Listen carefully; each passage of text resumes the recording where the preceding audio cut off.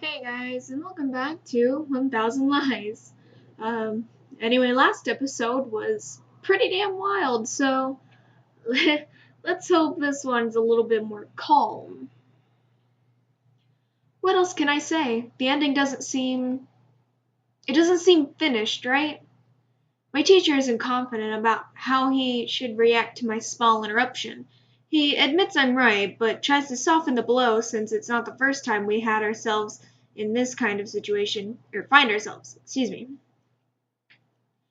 I wouldn't I wouldn't put it like that, more like there's still untapped potential. You know, the ending is like the opus magnum of every story. If it fails to meet the reader's expectations, then I find it fascinating that a literature teacher struggles to find the most politically correct way to express himself. I can only admire a man that respects his people so much. Still, sometimes, just sometimes, I wish everyone would stop placing me upon a pedestal. I don't deserve this kind of special treatment. Everything would be easier. Anyway, guys, how have you been? Hope you all been doing alright. Right and ending. My thoughts are still scattered when I walk into the hallway, which is empty aside from one infamous person. I've been waiting for you. How's my favorite guy? Ziva decides to hang out with me whether or not I like it, and asks why it took so long to come out. I brush it off as having to ask a question about the last assignment, but she isn't convinced and keeps pestering me as we walk outside together. Do you want to grab something to eat along the way? You can tell me all about your plans for Mr. Girl X. Sounds good, but I'm still not inviting you to anything. Who's Mr. Girl X anyways? She sounds like a porn star. Don't play dumb. I'm talking about that girl you stalked yesterday. You still don't know if she sent you that email or not, so you should figure it out. And now I won't ask you to invite me, although a real gentleman wouldn't mind paying for a lady's meal. Oz always pays for my meals, for example. I do admire your ability to take advantage of others, but I can't actually control my hormones well enough to take off the white knight armor. Not to mention that Oz is loaded, so it doesn't matter if he pays for anything. Why do you think I'm even his friend in the first place? The worst part is, it's coming from you. I'd believe it. While bickering, we reach a small sandwich shop that's popular amongst all the students. We wait in line, slowly but surely approaching the window where we'll be able to place our orders. Forget about us for now. You still haven't answered me about that girl X. Poor Oz, did he do something to make you angry again? You know what I meant. What are you going to order? I suddenly want to know what weird taste you have, Ziva. Don't change the subject. Talking to you is like a war where the smallest mistake can lead to total annihilation. All warfare is based on deception. You should know that. I've already told you too much. The truth is that I'd rather not talk about this, else you might try to make it out about psychology. You aren't my public enemy number 2 for nothing. Who's your public enemy number 1? 2? Who's the first? Anyone who picks Bulbasaur as their starter Pokemon. What the shit is going on with this game? Oh my god. That's... Why? He's super cute. Yeah, he's adorable. Jerk. No, wait, stop changing the subject. There's one more thing I want to know about that girl, and then I'll leave you alone. Don't you have an ace up your sleeve? A plan to find out who she is? I tilt my head deciding whether or not to answer Ziva's question, especially now that she has just reached the top of my public enemy list. I can't come up with any reason not to tell her, so I shrug before spilling the beans. I won't do anything about it. I shouldn't have done anything in the first place. In fact, even if I wanted to, I can't do anything now. My hands are tied, you know. Nevertheless, I think that you probably want to do something about it. You're always overthinking everything, but you can't lie to me. You're just too embarrassed to admit it, but you don't need to pretend to be a tough guy around me, Onion. Ziva looks down at me, confident that I'm an open book to her. It's that smart-ass attitude of hers that I hate about her the most. Earlier you mentioned deception. Most people use it properly. Do you know the difference between lying and deceiving?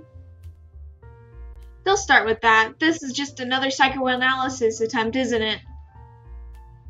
No, I swear it isn't. I'll stick to the linguistic part of it. That was a lie, but since I didn't fall for it, you could say that you failed to deceive me. Good enough for you, miss?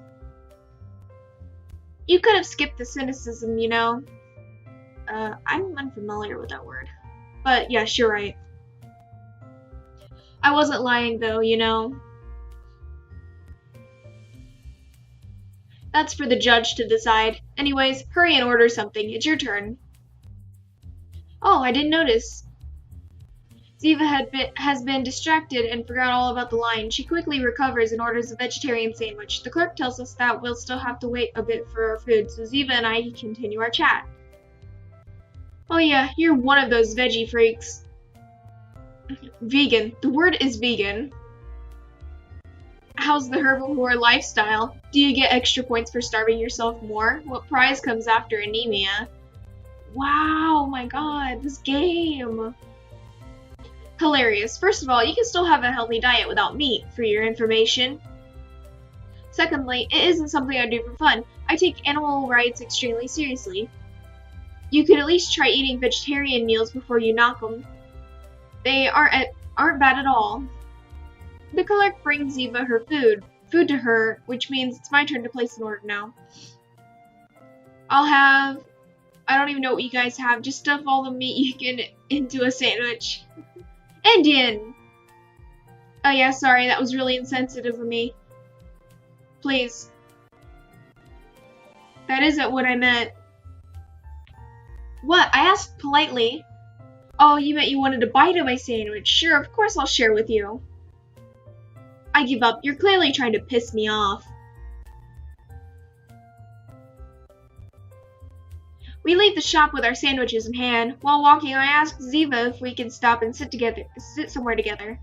I exhaustedly plop onto a nearby bench, closing my eyes and relishing in the sweet respite. Ziva looks annoyed and puffs out her cheeks when I look at her. She's not angry, but somehow serious. This is what I meant by the difference between lies and deceit, Indian. You can lie all you want, but deceit always depends on how much the other person trusts you. There's no deceit without a lie, but there are lies without deceit. In this situation, you're both the liar and the deceived. Do you know what I mean? Yeah, you're still craving a bite of my sandwich. Too bad, girl. You've already missed your chance. I already told you that I don't want it. That has nothing to do with it. How can I make you understand? Ziva folds her arms and racks her brain. Think of a schizophrenic trying to describe reality. Do that, he'd first have to lie to himself about what he's seeing, but he wouldn't be able to deceive himself about what his own reality is presenting. There's no use for him to distinguish between reality and delusion if what he feels is totally different, right? The tone of our conversations usually is gone. It starts feeling more and more like a lecture, and that pisses me off because we only have 20 minutes off for our breaks, time we should be spending forgetting about class. Did you come up with all that crap on your own, or did you steal it from a book? It was me, I guess. It just came to me. Did it sound weird? In short, stop interrupting me. Your behavior is nothing more than a clear-cut example of internal conflict. There's something you like and feel attracted to, but the closer you get to it, the more negative points about it come to mind, so you want to run away or avoid it somehow. My point is that we won't know what's going to happen until it actually happens. That's why I think you should be brave and get on with it. Between the email and Mysterious Girl X, I am positive that you want to know more about everything. Instead, you lie to yourself, believing that the situation is just too stupid. The real question is, can you deceive yourself? If you can, then you won't deceive me either. You aren't convincing anyone. I look at Ziva in disbelief as she continues proudly bragging about her own words. I've come to a conclusion. I was right when I first said that you were lying. You caught me, In any case, lies are too demonized, in my opinion. Ziva grins after processing what I just said. In response, I begin sweating, realizing that I probably just opened Pandora's box. Thankfully, I'm saved by the bell as I notice a certain someone approaching us. Check it out! Compañero Ziva, here you are! I was speaking with some girls from the other side when... Who's this guy? Huh? Me? What do you mean? It's almost like I know you from somewhere or something. It must have been the work of a witch. I think she chanted a spell, something like, forget about us. Who's us? Stop twisting my words, Indian. You know that wasn't what I meant. Whatever. Us, what were you saying before? It better be worthwhile. I lost you guys a while ago and I have no idea what you're talking about. Okay, back to what I was trying to say. I forgot. Me, I totally forget. I can't tell if you're only smart when you want to be, or if your brain just doesn't have the capacity for it 24/7. Roasted. That's exactly why I believed you when you said you're Os's friend, because of his money. Who wouldn't be? If you go to the other side again, then tell them to bring over your alter ego for a bit. It'd be convenient to have a competent Os for once. Unfortunately, I suspect that this is the only Os. What'd you expect to get from interrupting me? The other side is our nickname for Enitai Institute. It's down the street and directly opposite our school. It was even built from the same blueprint as our school. They'd probably reuse the blueprint to save money, so they're completely the same mirrored buildings placed on opposite sides. It's pretty close to here and a little more than 10 minutes walking. A lot of people wonder why they didn't just make one larger school instead of two smaller ones. The funny thing about it is that since the buildings look identical, we joke about alternate versions of ourselves going to school there, like clones or doppelgangers. At the other side, students who have bad grades here are honor students. If someone's fat, then their clone is skinny, stuff like that. It's an old joke now, but I still find it pretty funny. Oh yeah, I remember what I was going to say. Do you remember that weird what? Words. Do you remember that weird email Sierra got?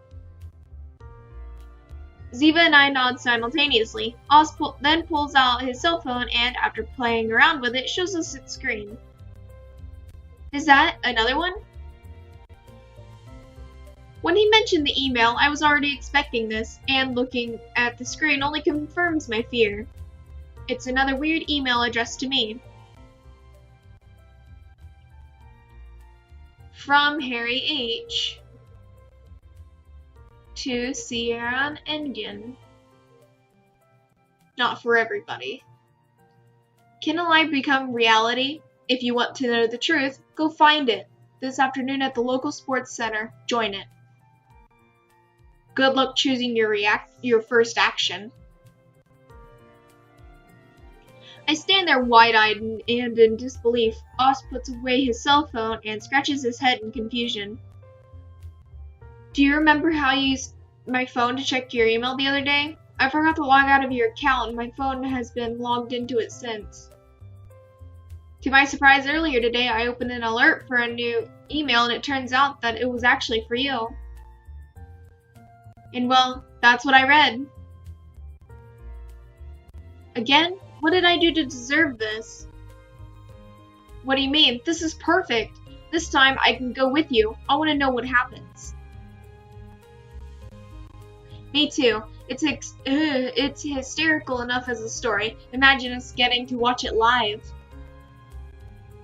What? No way. I'm not stupid enough to repeat the same mistake. Once bitten, twice shy.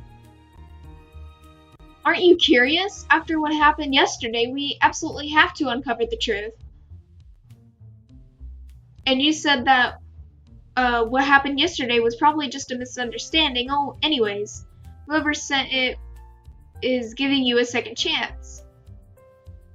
That's right. What happened to your depressing love story, eh? Are you going to abandon it now? That isn't the problem. What am I supposed to do? I don't even know what they mean by joining it. Join what? Or join it. I'm so excited to go there. Isn't there any way to convince you otherwise? Come on, Oz, help me. Oh, oops. I skipped it by accident. If you have cat-like reflexes, pause it, read it if you want to. Crazy schemes? I see, there's no other way. Oz clicks his tongue in disapproval and sharply gazes at me. I guess we'll have to settle this with a bet. A bet? It's said that every human being chronically suffers from at least one sin. I don't think that I'm usually greedy, but that naturally inherent part of me always wakes up with one word. Bet. The thrill of gambling, the risk, the possibility of getting caught cheating and getting punished. Fortune is the vessel that brings men glory and excitement, a trophy of what has come to pass.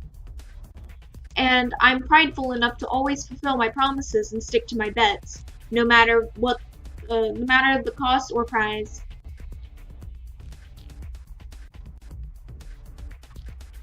Everything I have in my wallet right now wagered against you going to the sports center with us.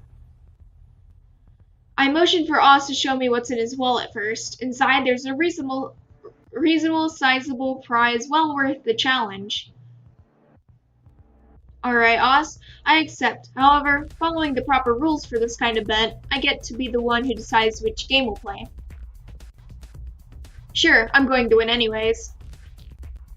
There's only one way to put to rest our ongoing rivalry.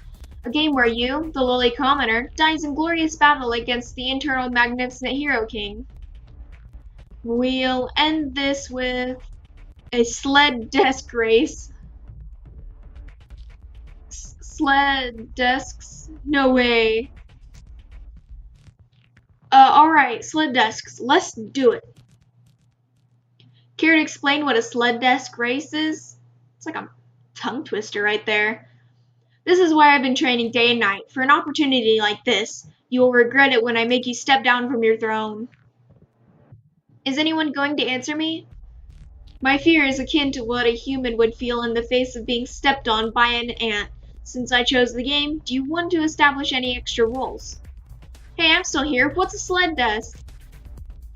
Next break, one-on-one. A race to the death. To the death? Don't make me laugh.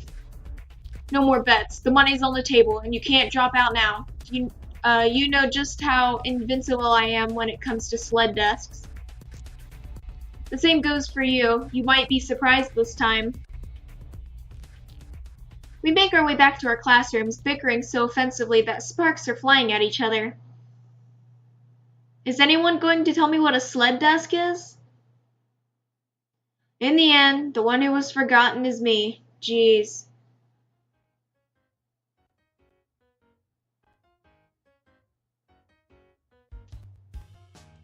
Well, anyway, guys, I'm going to end it here. I hope you guys have enjoyed the video. Don't forget to like, comment, and subscribe. And anyway, I love you guys.